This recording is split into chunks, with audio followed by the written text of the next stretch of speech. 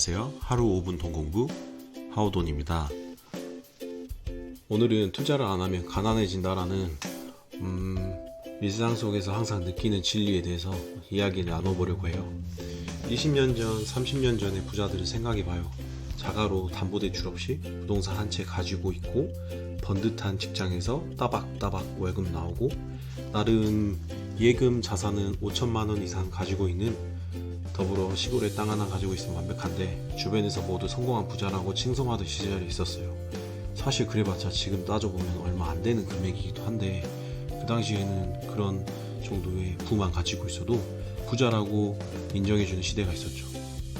새로 지어진 아파트나 90년도에 많이 지어진 주상복합, 그리고 15층 정도 되는 삼익, 라인, 삼성 아파트 등등 비슷한 그런 당시에 신상 아파트에 사는 사람들을 부자라고 불리며 그들은 평생 그렇게 부자로 살 것으로 알았죠. 하지만 20년이 지난 지금 이사도 가지 않고 투자를 꺼려했던 사람들이 어떻게 되었나 한번 살펴봐요. 그리고 현실에만 안주해 있으면 투자보다는 지키기에 급급한 주변 사람들을 많이 봤을 거예요. 그들의 신상 아파트는 현재 헌 아파트가 되었고 그 당시 1억 정도 하던 아파트는 이제 겨우 2억도 안 돼 시세에 거래되고 있기도 하고, 사실 15층 아파트들은 재건축도 힘들어서 그냥저냥 팔지도 못하고 아직도 그냥 거기서 살고 있는 사람들도 많아요.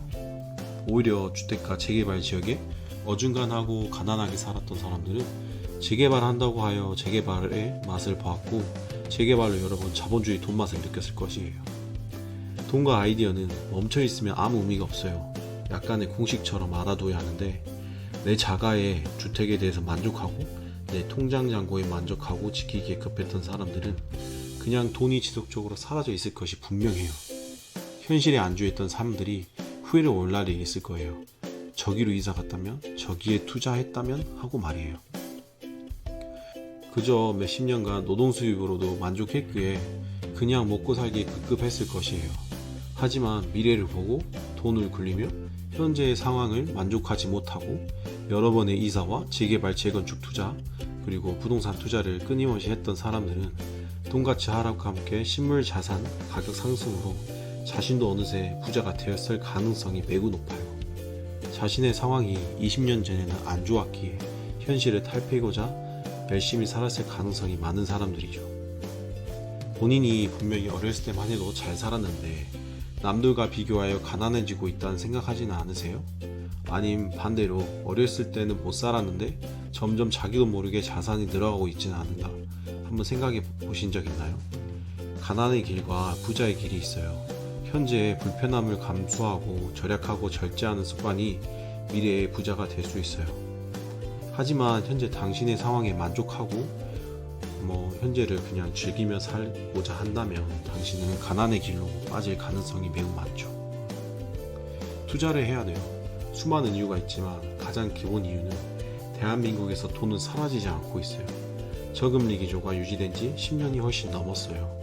경기 부양하기 위해 돈을 마구잡이로 찍어내고 있어요.